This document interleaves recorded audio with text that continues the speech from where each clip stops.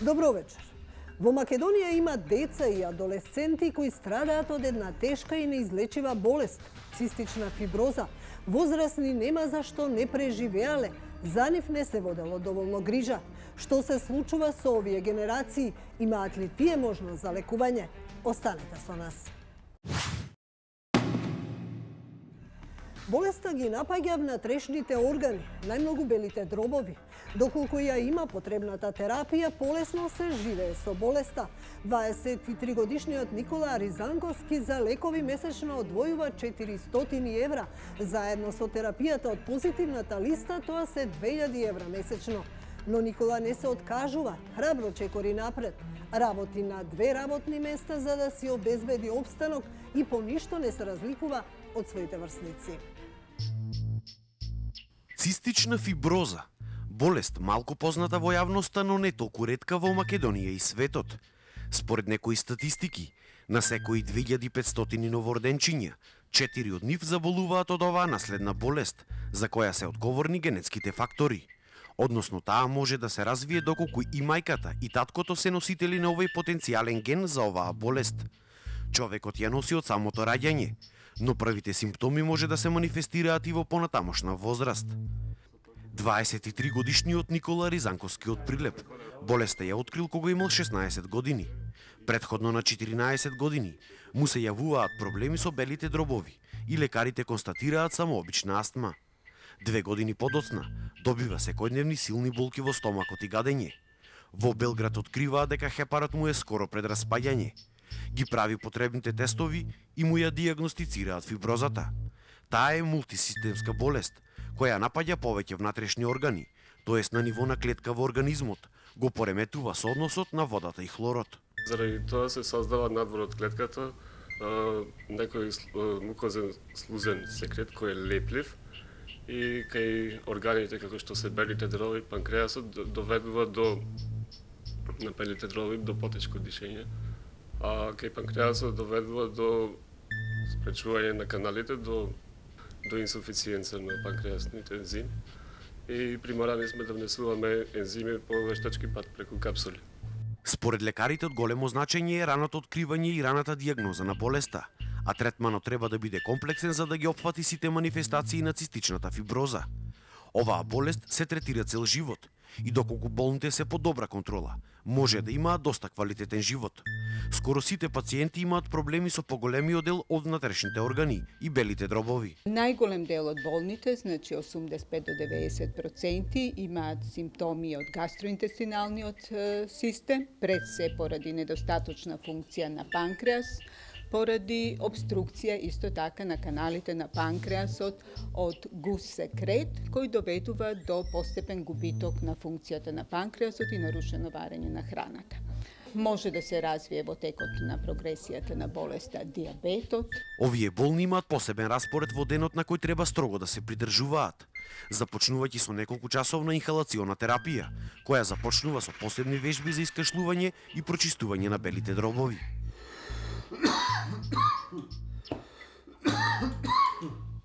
Важна е хигиената. Мора се да биде безпрекорно чисто. Значаен фактор за борба со оваа болест е и здравата и богата исхрана. Минимум дневно треба 5 до 6 хиперкалорични оброци или околу 4000 калории дневно да се внесуваат. И со секој оброк мора да се внесуваат ензими. Но освен ова, Никола мора секој ден да пие скоро 11 видови напчиња, а потребни се околу 20 видови кои ги нема кај нас. Дневно пие по околу 60 на капсули, за да ја одржува болеста во контрола. Со себе каде и да оди, носи буквално цела аптека од разни ампули до таблети, кои чинат огромна сума на пари. Треба околу 22 до 23.000 да одделам само за лекови што ги немам моментално, што не се на позитивна листа, а ако ги сметам заедно со тие што ги има на позитивна листа, се многу, 120.000 денари само за еден месец. Но и покрај можеби навидум страшната слика која ја дава оваа болест, Никола воопшто не заостанува со својот социјален живот за сите други останати луѓе. Студира факултет за информатика, а работи и на 2 работни места како информатичар во француска компанија која продуцира филмска музика и во Институтот за човекови права. Ако имам, мислам, Основната терапија што е потребна за еден пациент, мислам, живеам како нормален човек. Не може никој да примети дека јас имам цистична фиброза. Единствено е што треба минимум дневно да одвојувам 2 до 3 сати на физикална терапија, да внимавам колку пати јадам, значи мора да имам со одреден план. Но медицината оди напред. И секој ден во светот се откриваат нови лекови начини како да им се подобри животот на овие луѓе за да не завршат трагично. Да се надеваме дека оваа огромна животна енергија и бескрајна позитивност на Никола ќе бидат мотивирачки фактор државата да им овозможи нормално лекување на овие луѓе. Во Македонија има 110 деца и адолесценти кои имаат цистична фиброза. Сите се лекуваат на детската клиника, бидејќи посебен центар за возрастни не постои. Иако повеќе од 3 години се на позитивната листа, лековите повеќе ги нема отколку што ги има. Буџетот на клиниката е мал, а фондот и министерството креваат раменици. Се уште се во фаза на размислување за посебен фонд за оваа болест.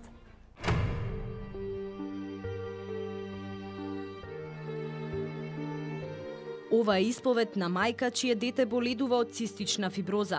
Во страв како ќе биде третирано нејзиното дете на детската клиника, маките ни ги кажа напишани на писмо.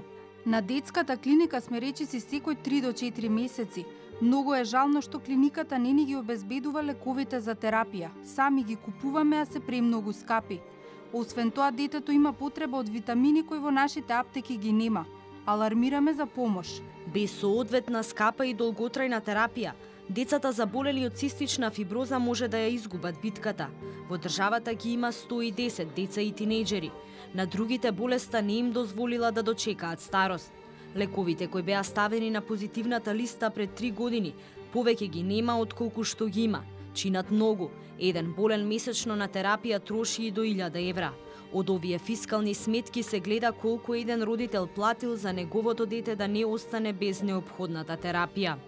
Се уште нема реализација на овие лекови, односно морам да кажам во последниот период, значи 20, 30, понекогаш 40%, значи од децата се покриени со оваа терапија, меѓутоа за жал до сега ниеднаш 100% не беа покриени сите деца. На клиниката за детски болести каде се лекуваат, велат дека буџетот е мал и овие пари не стигаат. Правиме напор да трајно го решиме проблемот, а трајно ќе го решиме проблемот за редовно снабдување на лекови преку обезбедување на строго наменски средства за лекови на болните деца од цистична фиброза. Во Фондот за здравство признаваат дека ги нема лековите. Новината ја гледаат во претходното раководство кога се правеле планирањата за позитивната листа. За подолг рок треба да се размислува за оперативно делување, рамка, донесување за таа комисија за позитивна листа, кои стручни лица би учествувале на неа, кој би ги изготвил тие финансиски анализи. Се работи за детска популација, се работи за многу тешко генетско заболување, се работи за заболување кои го пратат често пати инфекција со многу резистентни бактерии, значи едноставно антибиотиците не делуваат и затоа треба да има квалитетна терапија, затоа што целта ни е да животниот век го продолжиме на оваа популација од населението. Министерот за здравство размислува во иднина да воведе посебен фонд за овие болни, но додека се формира, единствено што може да се направи е да се одвои посебна ставка од буџетот на детската клиника. Од наредната година се планира клиниката за педиатрија да одвои посебна ставка за цистична фиброза. А ние размислуваме за одвојување на, односно за специјални фондови за овие категории на пациенти. Иако болеста бара специфичен третман поради намалениот имунитет, во Македонија нема можност секој пациент да биде сместен во посебна соба. И деца и возрастни сите се хоспитализираат во неколкуте болнички соби одвоени за оваа намена. Нема посебен центар, иако многу пати е барано. Современите европски стандарди кои се владеат за третман на овие болни препорачуваат секако хоспитализација на принцип на изолација, значи во посебни соби со посебни купатила. Без лекови, во несоодветни услови за лекување, со тешка хронична болест на овие деца во Македонија им е скратено правото да живеат нормално. се работи за болни кои што имаат нормален социјален живот, кои што работат, се вработени, кои што оформуваат семејства и кои што сега, значи со најновите рапорти, веќе зборуваме за луѓе кои што одгледуваат и своји внуци. А ние, значи, се уште се радуваме овде што еве веќе можеме да кажеме дека имаме возрастни со цистична фиброза, односно имаме полнолетни со цистична фиброза. Континуирано се води битка болеста да се дијагностицира што поскоро, за што побрзо да почне да се лекува, со што ќе се подобри и квалитетот на животот на овие деца.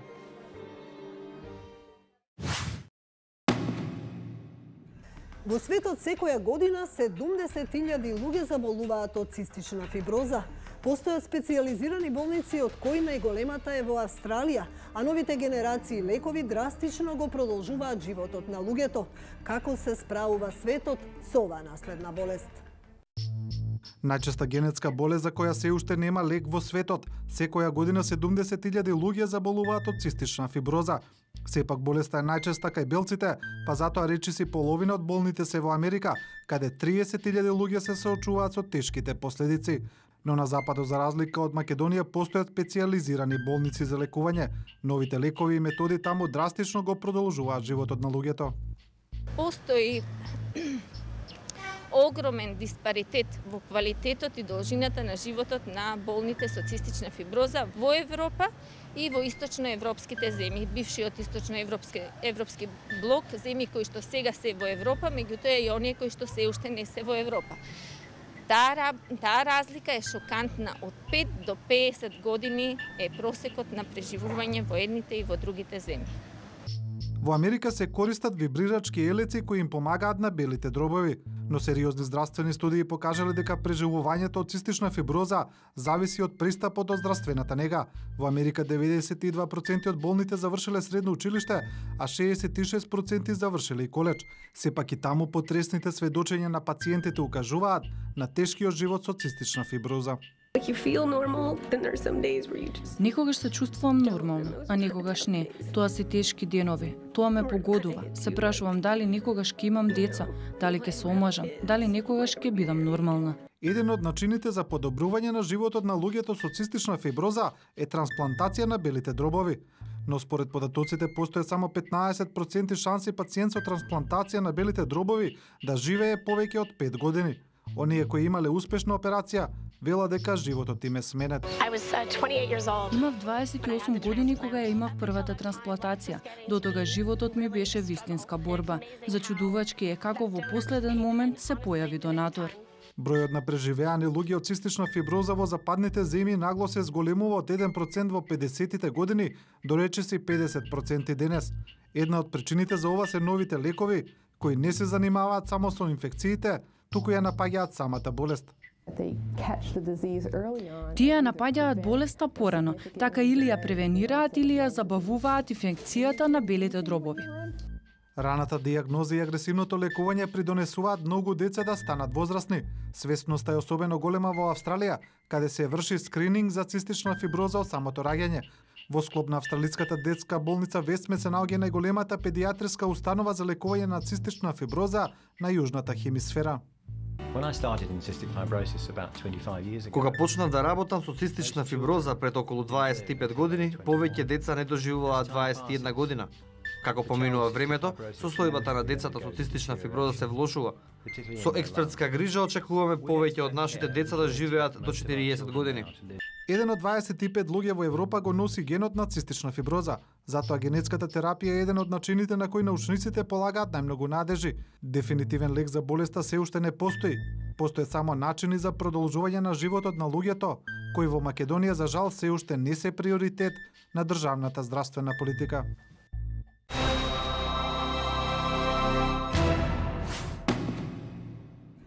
Децата се најголемото богатство, а една држава се цени по тоа како се грижи за идните генерации. Останете во добро здравје, се гледаме за 7 дена.